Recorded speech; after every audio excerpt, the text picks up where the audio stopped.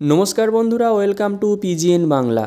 এই ভিডিওতে আমরা কথা বলবো Kerala blaster FC versus east Bengal ম্যাচটা নিয়ে, যে খেলাটা আজ সন্ধ্যে 7:30 থেকে কোচির জওহরলাল নেহরু স্টেডিয়ামে শুরু হবে। এই খেলায় ইস্ট বেঙ্গলের প্লেইং 11 কেমন হতে পারে, আনোয়ার আলীর ডেবিউ চান্স কতটা, ইস্ট বেঙ্গলের জন্য এই ম্যাচটা কতটা সহজ অথবা কঠিন হবে, এই সব বিষয়গুলো নিয়ে আলোচনা করব এই ভিডিওতে। বেশ একটা ইন্টারেস্টিং ভিডিও হতে চলেছে, অবশ্যই শেষ পর্যন্ত দেখতে থাকো। আর যারা আমাদের চ্যানেলে প্রথমবার এসেছো তারা অবশ্যই চ্যানেলটি সাবস্ক্রাইব করে তার পাশের বেল আইকনটাকে অন করে দিও।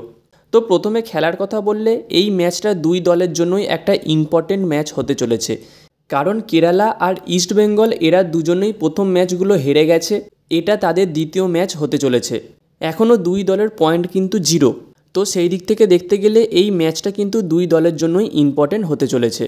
তবে ম্যাচটাতে আমি একটু হলেও এগিয়ে রাখবো কেরালাকে, কারণ তাদের হোম গ্রাউন্ডে খেলা আর কেরালার ফ্যানরা কিন্তু খুব টক্সিক হয়, তাই কোচিতে গিয়ে কেরালাকে হারিয়ে আসাটা খুব একটা সহজ হবে না।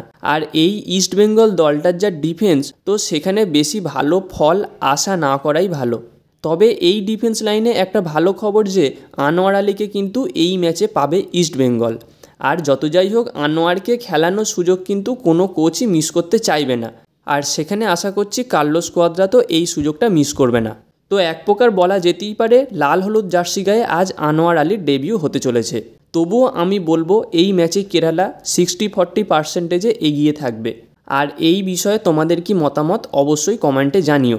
এবার যদি কার্লোস কোয়াদ্রাতের পছন্দের 4-2-3-1 ফরমেশন একটা পোটেন্সিয়াল প্লেইং 11 বানাই, তো সেখানে গোলকিপার পজিশনে স্টার্ট করবে প্রাপসুকান সিং গিল, 4 জন ডিফেন্সের মধ্যে 2 জন সেন্টার ব্যাক থাকবে হেক্টর ইউস্তে আর আনোয়ার আলী, আর 2 সাইড ব্যাকের মধ্যে ডান দিকে থাকবে মোহাম্মদ রাকিব এবং বাঁ দিকে থাকবে মার্ক জোতান পুইয়া।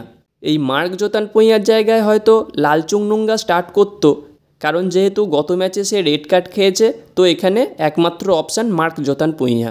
তারপর 2 জন সেন্ট্রাল ডিফেন্সিভ মিডফিল্ডার থাকবে জেকসন সিংয়ের পাশে সল ক্রেসপো, এবং তারপর নাম্বার 10 রোল পজিশানে অবশ্যই থাকবে মাদির তালাল। আর 2 জন উইঙ্গার, তার মধ্যে লেফট সাইড দিয়ে অপারেট করবে নাওরেম মহেশ সিং এবং রাইট সাইড দিয়ে নন্দা কুমার, এবং সিঙ্গেল স্ট্রাইকার আমি ফার্স্ট 11-এ আশা করব দিমিত্রিয়স ডিয়ামেন্ডকসকে। এবার কোচ চাইলে ক্লেটন সিলভাকে দিয়েও স্টার্ট করাতে পারে।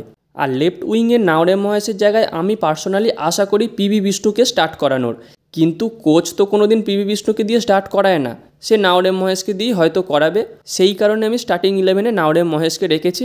তবে অবশ্যই আশা করব রিজার্ভ বেঞ্চে পিবি বিষ্ণুকে দেখতে, এবং লাস্টের দিকে 25-30 মিনিট যেন পিবি বিষ্ণু চান্স পায়, এটাই চাইব। তো এই রকম একটা প্লেইং 11 পার্সোনালি আমি আশা করছি। তো এবার ম্যাচ শুরু হোক, তারপর দেখা যাক কার্লোস কোয়াদ্রাতের সাথে আমার পছন্দের প্লেইং 11 কতটা মেলে। তো গাইস, এই ছিল আজকের ভিডিও, দেখা হচ্ছে পরবর্তী ভিডিওতে। Bye bye.